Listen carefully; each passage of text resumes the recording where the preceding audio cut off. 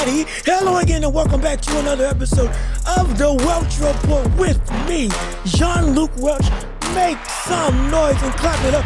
Get excited wherever you are. We are back with another jam-packed episode for you today with a whole bunch to cover in the world of sports. That's right, we now have new developments in the whole saga of Canelo. On top of having to cover Edgar Berlanga and his performance, has he earned the right to be able to face off against Canelo in the sweepstakes of the Immortals, as it's being called or as it's being billed, as well as some stuff to cover in the NBA, like do we need to take the Boston Celtics seriously now after the All-Star break with their ramped up production this season? They look like a serious threat, and much more we have to cover on this show. So thank you for tuning in, thank you for listening, and please leave a like on the video, comment your thoughts and opinions, subscribe to the channel, and share the show with everybody that you know so we can build up this empire together. We have crossed the 900 mark for subscribers. That is right.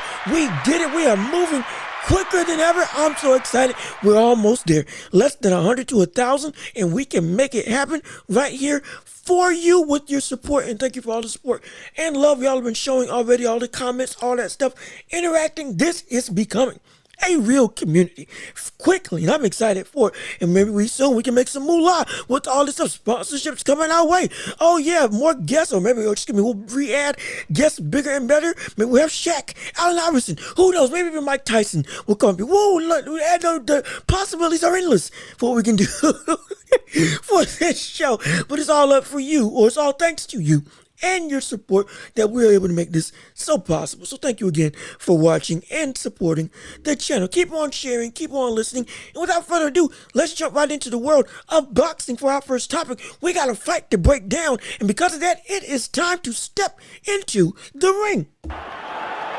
That's right, ring the bell. Let's get it started. Round one of this show, or this entire show underway. Now, this boxing segment, we need to discuss what happened with Edgar Berlanga versus MCcory. Mind you, this fight was supposed to be excuse me, I got tongue-tied for a second. This fight was Edgar Berlanga's ticket to the mega stage, the big stardom, living up, or rather reaching the heights that he seemed like he was on a fast track to early on in his career, which is 16 knockouts in a row, record that tied for the most knockouts to start a career in history. It looked as though that he was set for success. It looked as though the trajectory for his career was sky high. But as we know, his last 5 fights up until this MCcory fight didn't end in knockout. And not only that, he didn't look spectacular, let alone he looked like he was out of his element. Yes, he won, but at what cost? And that cost was an inability to improve, consistently looking like he was out of sorts, in deep water in terms of when he elevated his competition. He wasn't able to perform at the same dominating level. Nowhere close. Yes, he still earned knockdowns. Absolutely. He would consistently get countered. He would consistently be outworked. More often than I would like to see from somebody who is supposedly a heavy-handed bulldozer in Berlanga. Somebody like Berlanga was getting beat. Even though, yes, he was winning fights, you could tell, oh man, this brother's got a lot of holes he needs to work on. He is not there yet in any way, shape, or form. He's looking bad in his wins. Now, against MCcory, this was his one and potentially only opportunity, especially if he lost this fight, to be able to get to the highest of shelves in terms of his trajectory in boxing. Yes, early in his career I'm saying that, but it's true. Because he was looking so mundane in all of his other fights. Now, this fight, if he won, boom, gets at Canelo. And what did he do? Knocked him out in 6. Phenomenal knockout. Looked impressive, looked spectacular. In my opinion, punched his ticket into the sweepstakes for him to be able to fight Canelo. Now, will that happen? We will get into that right after this breakdown. Don't go nowhere. That's coming right after this. But it's strictly sticking to the breakdown. We need to discuss what did this do and what did he show. And what he showed, to me, wasn't really all that much. Wasn't all that much at all. I was not impressed with what we saw from Edgar Berlanga. I was not impressed at all with what we saw from this man in terms of his ability, or up until this point, to show any substantial improvement in his skills. Well, let's touch on the good.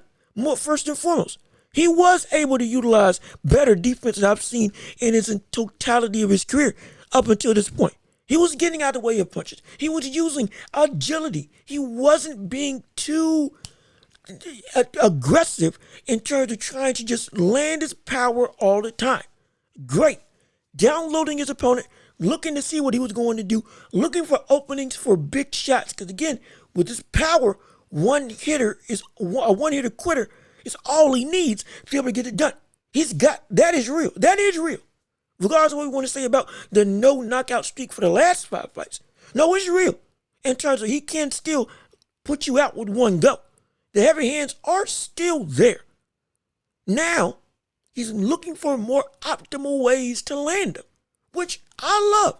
He was attacking the body of MCcory. MCcory was moving. MCcory was dancing, well, not dancing, but so hopping around the ring, putting Berlanga off balance while still being aggressive and sporadic, and would become the aggressor in this fight for the first couple rounds, putting it on Berlanga in terms of the amount of pressure and activity that he was doing and the punches he was throwing.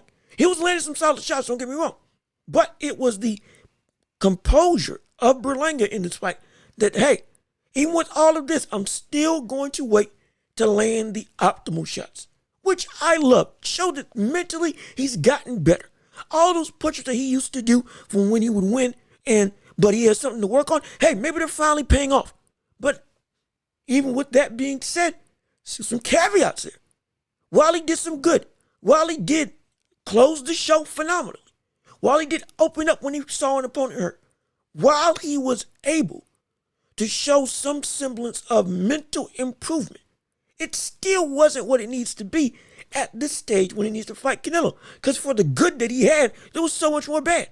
Like the fact that he wasn't utilizing his jab.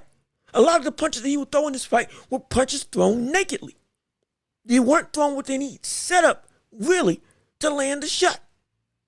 It would either be trying to catch him with a counter or just nakedly throw whatever punch he was trying to throw without any setup, without any jab, without anything to get the attention of the opponent to go one way before you land another. No real, I'm not going to say direction, because he had a direction, but it wasn't ideal because it wasn't backed by anything to make or set up anything bigger. He wouldn't utilize his jab nearly as much. That could have been the main thing to keep MCcory off of him. And he wouldn't have won the first 3 rounds in my estimation, if in fact he had utilized that jab more.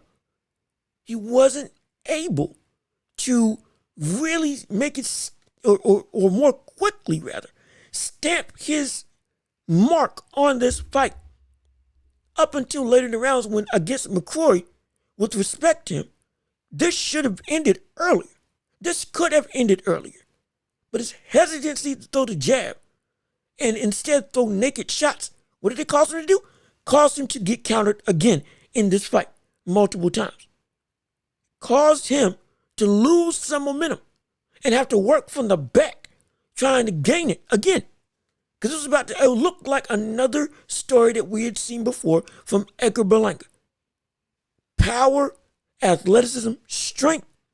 He's aggressive. He wants to win. But he's constantly, of his last 5 fights, looks unimpressive and looks as though he's always coming from the back end trying to gain a knockout or trying to work his way from the back to earn a knockout, to hurt his opponent. Working from down on the cards rather than breaking even or you're up or you have control. Didn't seem like he had control until later in the fight when he caught and hurt MCcory. Once that happened, that's when stuff shifted. That's when the tide changed. That is when we got to see Berlanga shine at his best. But still, in this fight, it wasn't good enough. It wasn't good enough, in my estimation.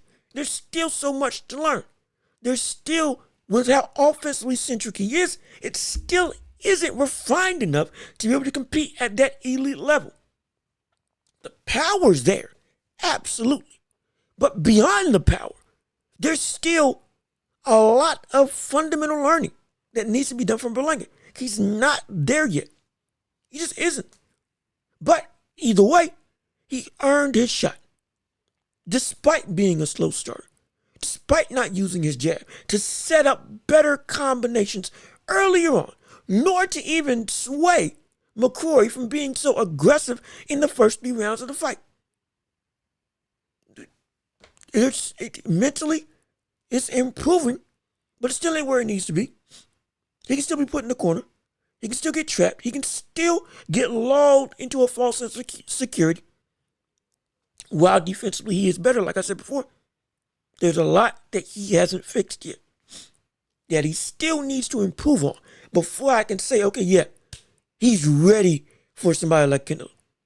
But with all of that being said, changing gears, now that he's won the fight, now that he won in spectacular fashion, like we were looking for him to do in KOing MCcory, where does this put him? Where does this put him in terms of will he be able to fight? Or will he be able to get his shot at Canelo? Well, that brings us to the next segment of the show. Talking about Canelo as a whole. This man has put us on an absolute roller coaster. I still got Twitter up right now on my computer waiting to see if any updates come, because there's been a slew of just news after news after news of what the world's happening with Canelo. Now we find out that Canelo has left the PBC, to a shock to us all. When we all thought that there was a 3-fight plan with this brother to be able to fight first Charlo, and then potentially either the other Charlo or Jaime Munguia or Terrence Crawford even, and in any way, shape, or form, it was going to be at the end of that contract was David Benavidez. Now, come to find out what's being reported, it looks like PBC and Canelo parted ways. Reason being, PBC reported agreed to pay Canelo guaranteed money against Jamal Charlo, brother Jamal Charlo, who he already beat. But only with the promise of him fighting David Benavidez right after.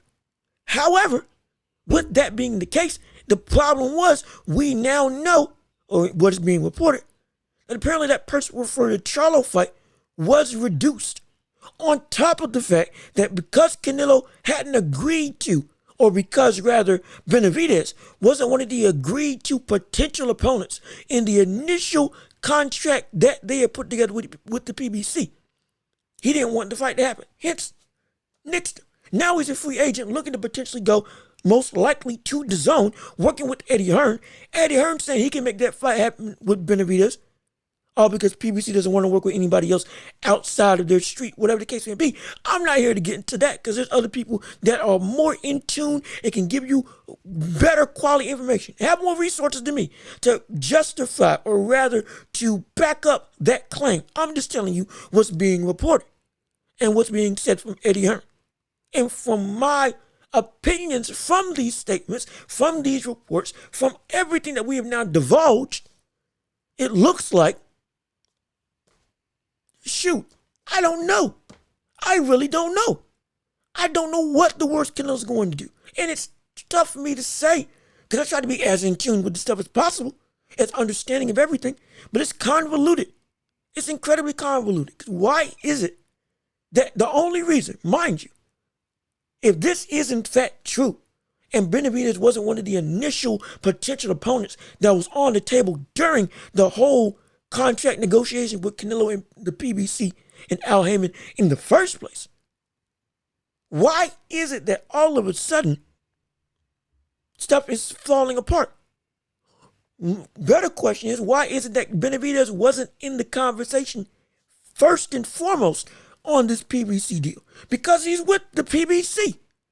The biggest reason why we thought that Canelo versus the PBC rather was going to be huge wasn't just because of, oh man, it's a big move from a big name to another promoter, but it's the fact that who's on that side of the street with their promotion. Terrence Crawford, Charlo brothers, Munguia, and ultimately David Benavidez. That was the biggest name more than anybody. Benavidez is with PBC. Canelo's coming to PBC. Canelo's got 3 fights. At the end of those fights, the third fight's got to be Benavidez. It makes all the sense in the world. Doesn't it? Does it not make sense? Yes, it does. Nobody can tell me otherwise. Because that's the biggest name and the biggest fight that the PBC can make at this point. It is. Benavidez and Terrence Crawford are the biggest money makers in terms of revenue, name, and value. Errol Spence is also one of them, though his stock may be hurt, but he's still beloved by the people, myself included. But those two, Crawford and Benavidez, the biggest. With Canelo there, boom. Made all the sense in the world. At minimum, Benavidez. That fight has to happen. But it didn't. And now, reported he wasn't even on the table. Allegedly, based on what the reports are saying. From Dan Ratcliffe? Hopefully I'm saying his name right. My apologies. Dan R. will say that he works at ESPN. It's terrible. Now that he's a free agent, Berlanga's with the zone, and Munguia is not with the PBC. My apologies. Munguia is with the zone, I believe. My apologies. So now we could see Canelo versus Munguia or Canelo versus Edgar Berlanga. And from a money-making standpoint, most likely it's going to be Munguia. It's already being reported that Munguia has been chosen by Canelo to be faced already. Just waiting on the official announcement. Again, all of this is speculation based on sources and reports all throughout Twitter. Checking once, checking twice, checking 3 times, trying to make sure that the same thing's being reported by multiple people. I'm trying to do my work. I may not have the resources yet, but those who do, I'm fact-checking. I'm trying to make sure that they are actually correct in this sentiment. And since it seems like everything's lining up for Munguia versus Canelo, like Berlanga's, he's out. He didn't hurt him that he won, but he's probably not going to happen. Probably not going to happen. It's probably going to be Jaime Munguia on May 4th, on Cinco de Mayo. Because somebody's going to fight on Cinco de Mayo. And if it ain't Benavidez, hey, we covered this on the show before. Jaime Munguia, phenomenal fighter, aggressive fighter, entertaining fighter, who is tough, who will give Canelo a world of problems in his own right because of his legitimate aggression and skill set and his experience. He's a phenomenal pick, don't get me wrong. He's just not Benavidez. I've said this on the show in the past. I've said this on the very clips that you can see on YouTube on this channel. He is not, in terms of Jaime Munguia, he is not the fighter I want to see.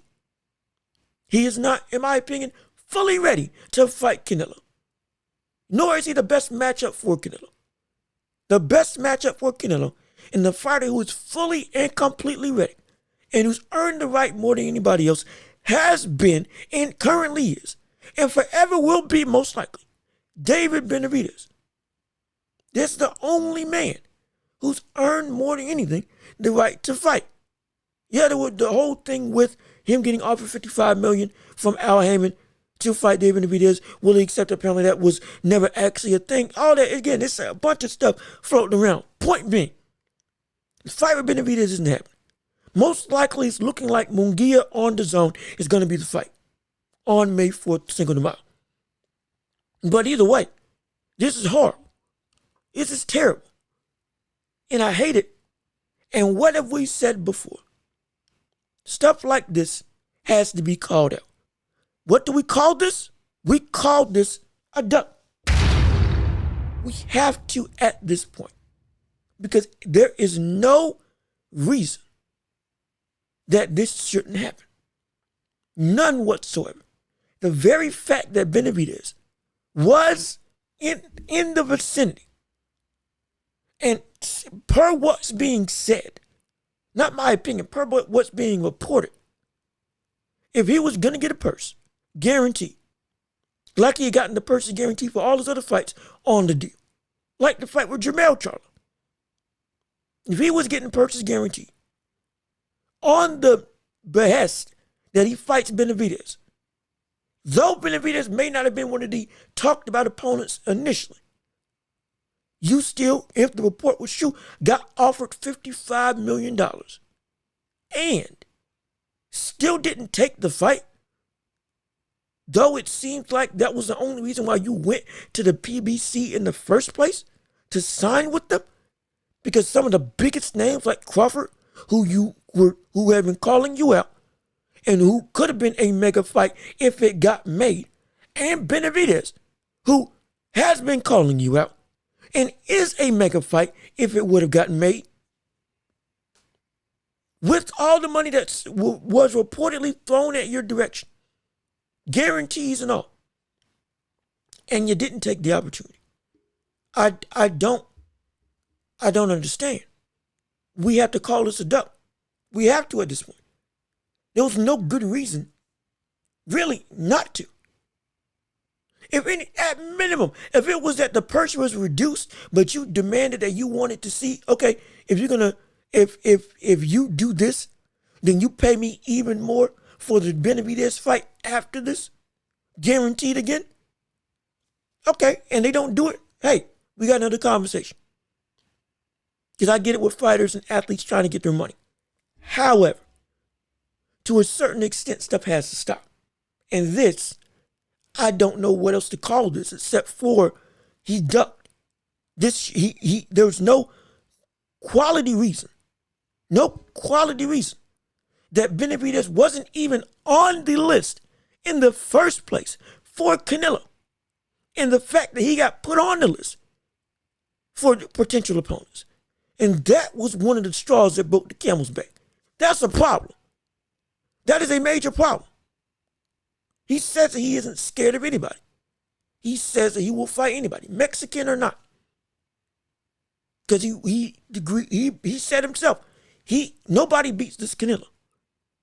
And the hottest name in the land for Canelo to fight has been Benavidez, who was made wait every time to try to stay around for Canelo. Now, he can't do it no more. He's moving up.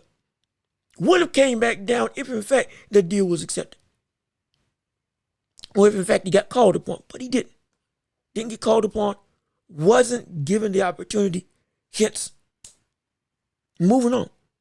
Should have been a mandatory already. Should have been deemed mandatory by any of the belt commissions. With how highly he ranks in all of the belt rankings that Canelo currently holds.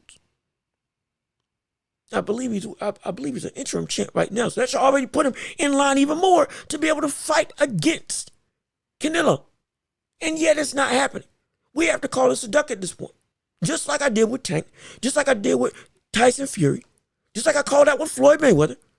This stuff is ducking activity. Avoiding the competition. No. Now, if in fact he goes to the zone and that fight gets made, okay, boom, we take it off. We no longer do we have to deem it a duck. Because, hey, got the money that he wanted and still fought the best opponent possible. Okay, no problem there. If he goes to the zone, fights Jaime Munguia, and then fights Benavidez, okay, we have no issue. None whatsoever. Again, Munguia is a tough opponent. Him fighting Munguia instead of Benavidez isn't necessarily bad activity. No. Because that fight is a quality fight. And he's in the running more than Berlanga ever should be. But the point still stands. While that's a quality fight, it's not the fight that we want to see, nor the fight that should be deserved of Munguia more than it should be for David Benavidez. It's not that Munguia doesn't deserve a shot. Yes, I've said I don't think he's equipped to beat him, though he will give him a lot of trouble. I don't think he's ready for him yet. But still, quality fight can give him problems, can make some trouble. Despite everything I've said in my preview of if that fight were to be made, how I would feel, which you can check out on YouTube right now, on the channel. But it's still going to be a good fight. No problem there. But he can't take that, but then not take David Benavidez. Because David Benavidez should have been in Munguia's position first and foremost if that fight does get made with him. It's all just it's petty stuff. A lot of stuff is petty stuff. Frustratingly petty. And it shouldn't be. We shouldn't be having these types of conversations. It should just be, we gotta fight. Boom. Stuff is agreed upon. It's happening in May, September. We're gonna make these things go. Bing, bang, boom. No more debating over discussions. Who's A side, B side? Who's deserving more than the other? Who's got the cachet, the name value? Talent and merit gets you the opportunity. And if somebody gets there, okay, you got to fight. Scared or not. Intimidated or not. Whatever the circumstances are, you got to fight them. It would make boxing discourse so much easier and so much more exciting. Rather than having to argue, debate, mediate, ruminate over just I'm not going to say mundane stuff, but the business side. Not saying the business side isn't important. But if we're talking about the business side of boxing more than the actual sport itself, that's a problem. That's like talking about the NBA contracts more than talking about the actual production in the MVP race in the NBA. That's what this is. That's like talking about a quarterback's contract for the majority of the season rather than the actual games that are being played in the playoff race that is ensuing. And the matchups against big-time NFL squads. This shouldn't be that we're having this continuous conversation trying to, instead of pad, not even pad, trying to make content, if we're content creators, if we're analysts, if we're people covering the sport or the sports world in general. We should not be, and you the fans shouldn't have to listen to this type of conversation consistently. Because this is not what we as fans, as analysts, as experts who do this stuff. I'm not saying I'm an expert or not. I know what I know, and that's all I know. I will let you be the judge of that. But the point being, we shouldn't be talking and debating about these types of topics. Who deserves more money? Was it that he was getting underpaid? Is he the A side or B side? Does he deserve a shot or not? Well, that we can't discuss. Yes, let me phrase it. That we can discuss if he deserved a shot. But this type of stuff, oh, he's too big for this man. Oh, he's too good for this man. He shouldn't waste his time. All of this stuff, whether it's Tank, whether it's Ryan, whether it's Devin Haney, whether it's Canelo, whether it's Tyson Fury, whether it's Francis Ngannou, anybody in the realm of boxing specifically, we should not be talking about contracts and money to this high of a level to where it overtakes the fights that we want to see. It shouldn't be this way. This isn't how boxing's supposed to work. This isn't how the sport that I love is supposed to operate. We want athletes to get their money. Absolutely. But at some point in time, we have to ask, are they pricing themselves out too highly? Are they making themselves bigger than what they actively are? Especially for where the sport is right now. Are they going out of their way to to muddy up these types of talks because they think too highly of themselves? And I don't say this lightly, but it's come to a point in time where we have to look and say, look, well, you're a big star, but how big are you should dictate where you can actually negotiate. And if you keep pricing yourself out like this, we lose interest and we don't get fights we want to see. Hence, with all the momentum that we got last year, it's going to die off. It's going to die off. It really is. And it's frustrating. We shouldn't be having to wait until May, June, and July for the slew of big-time matches, like In a Way fighting Neary, like Tyson Fury fighting Usyk, like Bivol versus Benavidez. All that's happening in the summer, which I'm ecstatic for. But why can't we have all year-round stuff like we had last year, like we used to have back in the 80s, 70s, the 90s even? Dare I say the early 2000s? We shouldn't be having these conversations on a daily basis when it comes to these types of fighters, when it comes to the matches that we want to see. Speculating why it did or didn't happen. Speculating who's deserving and who's not deserving of money. speculating who is in fact too big for an opponent versus who's actually deserving. It shouldn't be this type of discourse. You fans don't deserve this type of discourse. Nobody that follows the sport, that covers the sport, should have to bear this type of idiotic discourse on a constant basis in terms of everything else but the fight. That shouldn't be what this sport is about. That's what it's turning into. Who's ducking who? Who's avoiding who? Who's not getting in the ring with who? Oh, the reasons why he's not getting in the ring with him. Oh, he's too big for him. Oh, he can't bring in enough revenue. Oh, his value isn't big enough. Oh, he can't bring enough viewership. Oh, he's a pillow-fisted fighter.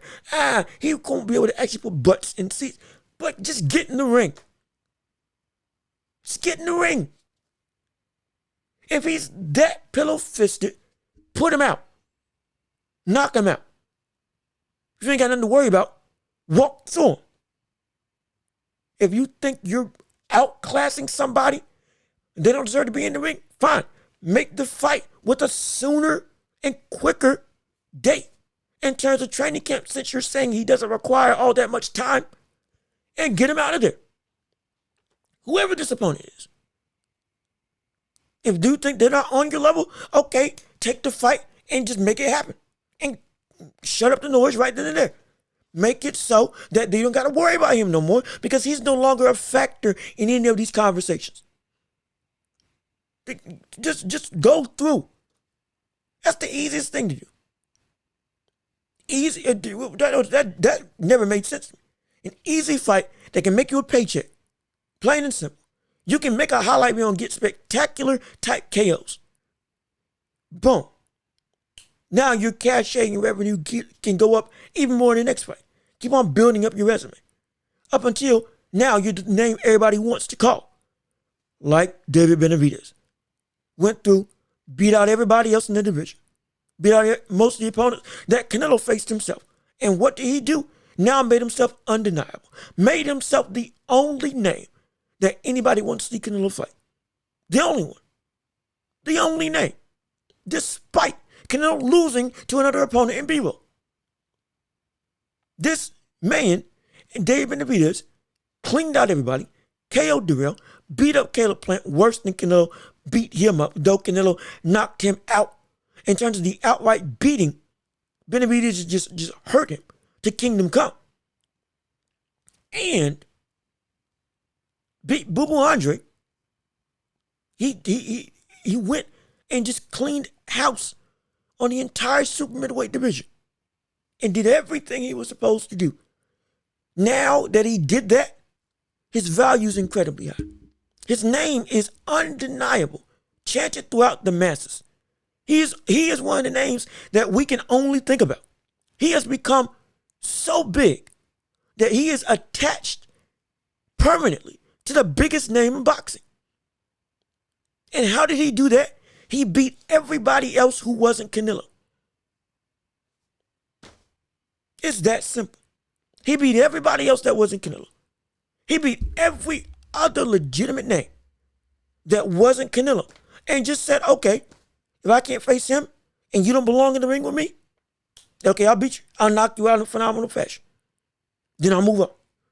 Who else do I need to fight? You? Okay, boom. Done. Out. Put him in the hospital. Did that with everybody.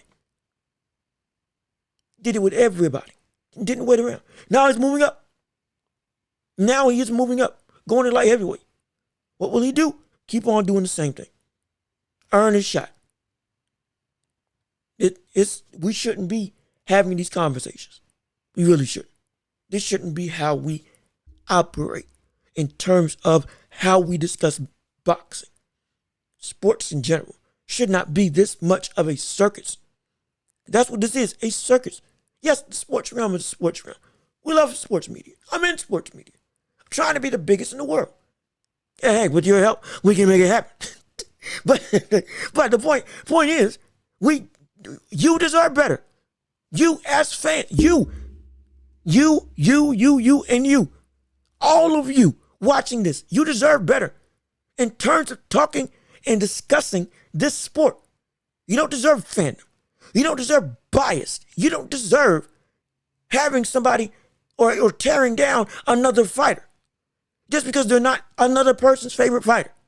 You don't deserve to have talks of A side, B side be the driving force behind whether somebody is a good matchup or not.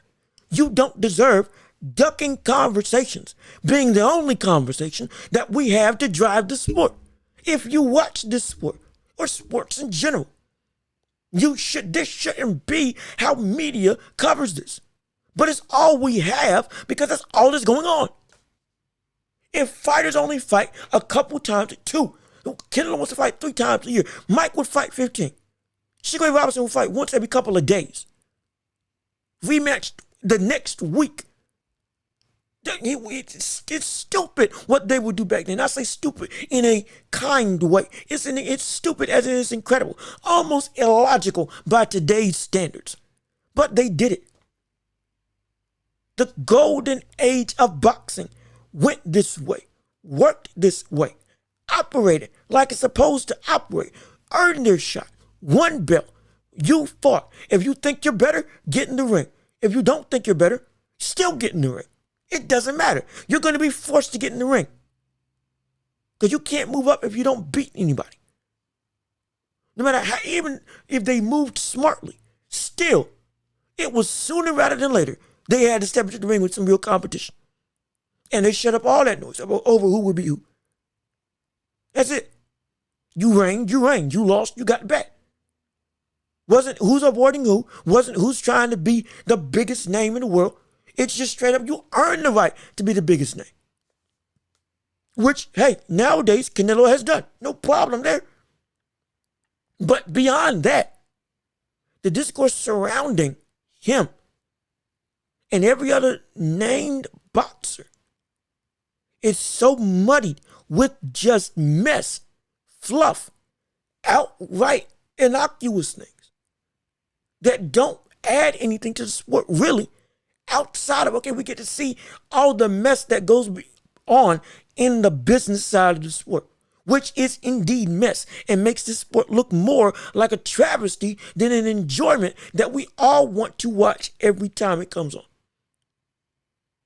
That's all. We're highlighting the absolute travesty that the business side of boxing is, all because that's all we have to go on. Because that's becoming a bigger story than the actual fight itself, which it shouldn't be. You all don't deserve to have that as the driving force behind content that you watch. Hopefully I do a good job of not making that into just blase type content, blase type analyst. This shouldn't be what I nor you, especially you, have to witness and hear on a day-to-day basis. It shouldn't be that we talk about the business more than the fight. The fight should be the business, not the other way around. It shouldn't be. The most intriguing fight that we've seen in boxing is who can call who's bluff at the negotiation table. Who can do what to what promoter? What promoter can out-promote another? Who's got the biggest bag that they can throw around or that they can attain? Rather than who can put on the best fight and what fighter can perform the best against the best. That's the type of discourse that we deserve, that you deserve.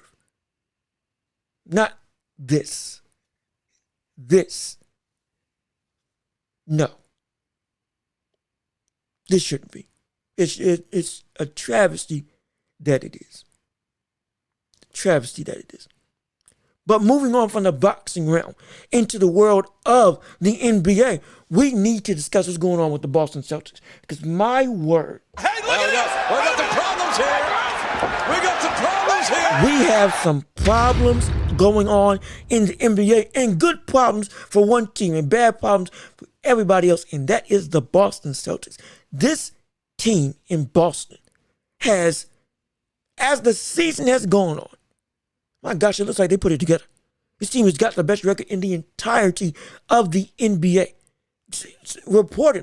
Speculated on their trajectory, looking like they're going to get to 45 wins before anybody else, could win 60 plus on the year, has one of the best defensive and offensive outputs that this league has today.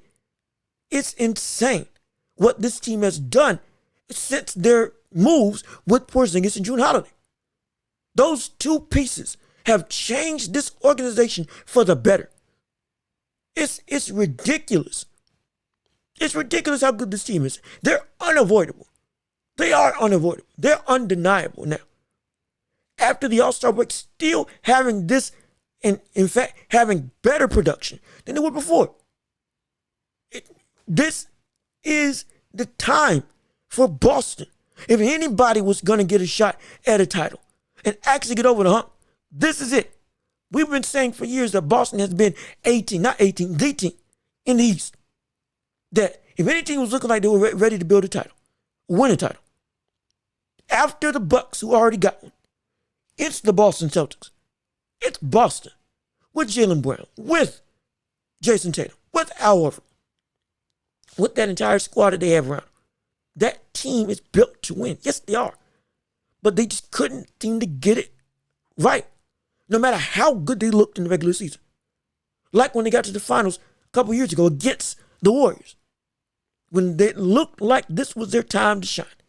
Against a Warriors squad that was beatable, that they had the talent and the personnel and the offense and the size to match up, outmuscle, outmaneuver, and beat them outright. They had it. They had it all. And they folded. Jason Tatum wasn't as spectacular. At times it was Jaylen Brown taking more of the production and actively taking control more than their best star player. And then come last season, oh boy, just collapsed, seemingly. Jaylen Brown getting clowned for not being able to go left.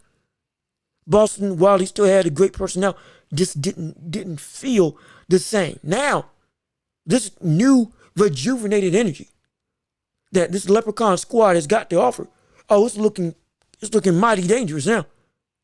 With Derek White playing phenomenally as well, this squad is it. This is it. This is it's time to pop the clutch and get it going. There's no longer, okay, we can be a threat. We are the threat. We're back to, we are the team to beat. That's where Boston's at right now. Over the Timberwolves, over the Nuggets, over LA, over the Clippers even, with them having a great season this year. Over Milwaukee. Though I love Milwaukee, and I think they can get it together if they just get rid of Doc Rivers now and do away with their mistake before it's too late. Because Doc Rivers was a mistake in hiring. Yes, he was. But over the Sixers, over everybody, over the Pacers, this team in Boston has the size, has the shooting, has defense, and better outright flexibility. Now with Marcus Smart gone, it was the best move for Boston. Now you got Jrue Holiday, who can be a scorer while also being a lockdown defender. A better version of what you had in Marcus Smart. League's better, thankfully. And a better point guard as a whole, who can get a bucket on his own or just be a straight-up facilitator. We love it. But this is where the questions really lie with this Boston squad. Oh, they're undeniable. Offensive rating and defensive rating are some of the best in the entire league. What are they averaging? 118? 119 a game for the offensive rating? Defense is top 5 in the NBA, I believe. At least minimum top 10. But now that they're at this position, to where they are now so far and away better than everybody else in the league, seemingly. Because mind you, the gap between them is further than any other gap in the West. The gap between them and, I believe them and the 4th, 5th seed? Them and a lower seed in the East is greater than the gap between, I believe, the Timberwolves and, I think the 9th team in the West. Or essentially number 1 team in the West versus the number 9 team in the West. The gap is closer from that standpoint than the gap between the number 1 team in the East and maybe like the number 5 team in the West or number 5 team in the East as well. It's ridiculous how much they've just separated themselves. With all that being said, it's a kind way of saying they have to get it done this year. They have to. Because this is the team that they've been looking for. This is the team that we thought that old Boston squad was before Porzingis and June Holiday. And if they don't get it done with this squad together, with how cohesively they're working now, we have to start saying, is it time to separate Jaylen Brown and Jason Tatum? Is it time to do the duo away and get a new running mate for Tatum? Is it time that there needs to be a second number 2, a different type of Robin? Maybe instead of Robin, it's Nightwing. Maybe you need a Red Hood. Maybe you need a Batgirl.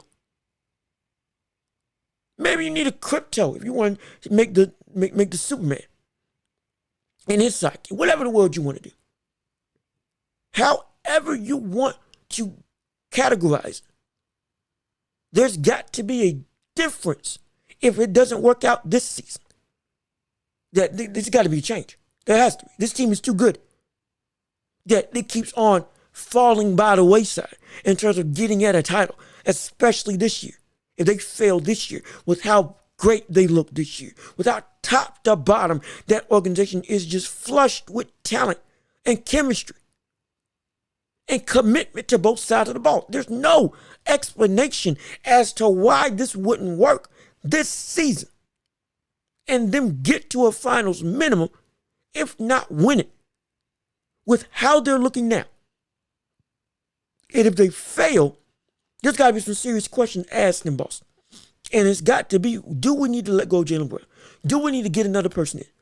Have we run its course with the Tatum-Brown dynamic? Because it's been a couple years. We've been a dominant team. We've been growing and growing and getting better and better. We got to the hump and then we faltered. Now we're in position to get back there. Better than we used to be. And we still are at this crossroads as a team where we keep falling flat. If, in fact, they do fall in the playoffs this season, barring injury, we're going to have to look at it and say, hey, we might have to do something with this. We might have to look at to trade Jaylen Brown. We paid him all this money. We gave him all this responsibility. We trusted him. But he and Tatum just are not doing it. We're always just this close, but never actively where our potential says we can be. Though we're trying our hardest. There's got to be a change. And that change has to come from Jaylen Brown. He's got to be moved, in my opinion. It's got to be. They got to start shopping around saying, hey, look, Tatum, we getting you a different guy. It has to be. It has to be. Because this can't keep going. They're so close to being where their potential says they can be. They've gotten every single possible piece that best equips for this team to be successful. From the rotations of the bench to their sixth man, to their big man in Porzingis, to their defensive point in June Holiday, to Jason Tatum. And with Jaylen Brown secured, you are looking at the squad as the definitive Celtics squad. If you want to make a run, this is the team to do so for a long time. But if you don't get it done and you fail again, especially in spectacular fashion, if it does get there, Jaylen Brown, we might be saying, hey, brother, you gotta go. We can't. We got everything else is great, but we need something more than what you're bringing. We might have to go down that road. And if we go down that road, hey, who could it be? Maybe they try to get Paul George. Maybe they try to pluck Kawhi from the Clippers. Maybe. And there's a bunch of great two guards around the league that they could go and look and say, hey, we need you. We need you to finish this job, to finish this puzzle. Because we keep having one piece missing to complete the totality of this beautiful picture that we have in this team, which is us hoisting up a trophy. But since it seems like that missing piece just isn't coming to fruition, but we don't want to take up the whole or break up the entire puzzle. If one piece has to go and be replaced, it's got to be Jaylen Brown. It has to be Jaylen Brown. But beyond Jaylen Brown, in the slew of not only speculation of what could happen if they lose, but the prospect of how dominant they can be with them keeping on winning. There's also another dominant player who's been absolutely running roughshod through the league, and that's Victor Wembanyama. This brother Wembanyama, we talked about him earlier in the year. Now, after the All-Star break, he's nearly averaged 5-by-5 20-point consensus couple of games for the last 5 games. It's ridiculous. Between 22 and 25 points a game, 11 rebounds, about 5 assists, 4.8 assists, 2.8 steals, and 5.3 blocks. It's insane. Over the last 5 games. Averaging 21, I believe 12, and 3 blocks on the year. 3.6. It's ridiculous. And averaging about a steal and a half. Oh, and he's also averaging 2.8 steals in his last 5 games as well. Again, we're witnessing something special in this brother. He might have not came in with the same level of hype as somebody like a Zion or a LeBron. But I don't say this lightly when I say we could be looking at one of the 5 greatest players that we have ever seen play this game of basketball. I don't say that. I've never said that about anybody in their rookie season. I've said they can be great. I've said they can be all-stars. I've said, oh man, this brother's going to be an MVP candidate. I've never said somebody can be top 5 since I've been started watching basketball. Coming into the league, never said somebody can be top 5 in the history of this game. Out the gate. Victor's, he's that anomaly. He's that anomaly. There is a poise that we see and a calmness and control that he has in this game coming into the league that we saw from only LeBron and Luka. In my lifetime of watching basketball and understanding the history, and of recently having to watch fully Luka Doncic's career from rookie season on. Yeah, the poise I've seen from him was only rivaled by Wemby in this modern day of basketball. The translation of just fluidity from the EuroLeague to now, playing in France to here, from being able to not just adapt, but outmatch everybody, even when you're dominated. Like when Embiid put up 70 on him, we forget Wemby put up 30 on Embiid. Wemby put up 30 and a couple other stats on Embiid. It was still a battle, though Embiid clearly won it, again scoring 70 in an absolute dominating display, outright. Wemby still, I believe, put up 30 against him. He's been averaging insane numbers. His ceiling, rather his floor, at minimum, if he keeps going right now, is one of the greatest defensive players we've seen in the history of the game. A multi-time defensive player of the year. On par defensively with somebody like a Hakeem Olajuwon, potentially. A Ben Wallace, potentially. A Mark Eaton, potentially. A Tim Duncan, a David Robinson, the Patrick Ewing, the great stoppers of the past. We could see that in Victor. Right now, he's showing, he's insane what this brother's doing. It's insane. He's already putting up or looking like what we touted Rudy Gobert as a defensive stopper in his first year in the league. Looks like a better defender than Rudy Gobert. Is a more versatile defender while being one of the best rim protectors in the league. Outright. Can defend legitimately the 1 through 5. Can guard every position. Can rock with and run with every position. On the perimeter, in the post, on the drive. Can get steals from anywhere. Has a knack just for understanding when to jump or when not to jump at all and just hold his hands up, which some people still don't understand in the NBA.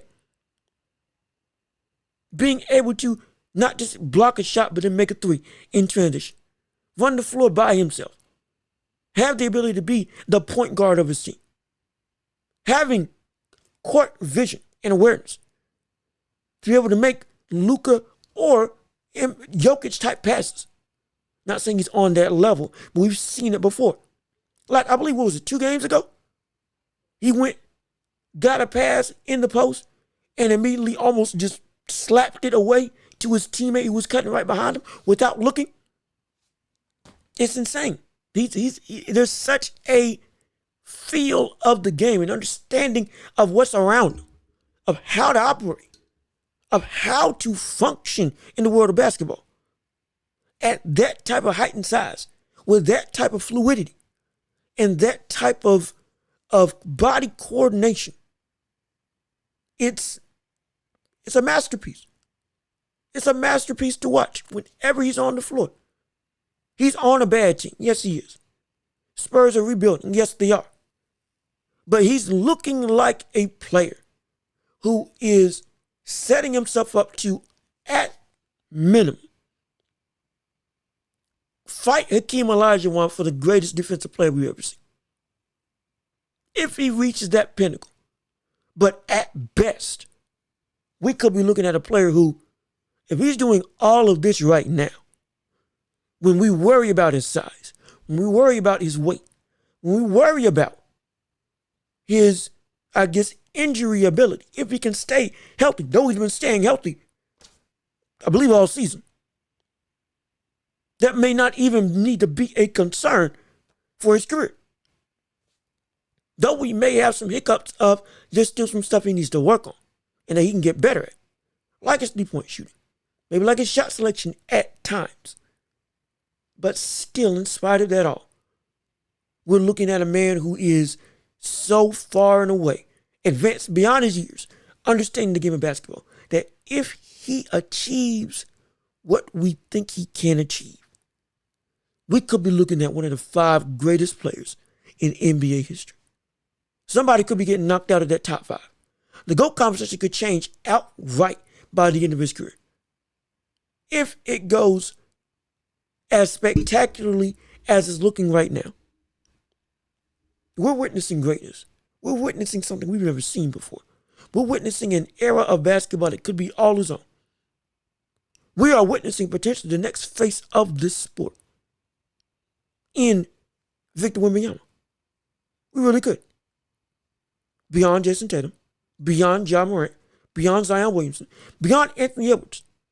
It could very well be Victor who outshines them all and becomes the face of basketball, the torchbearer, the what we see in LeBron now, that could be Victor.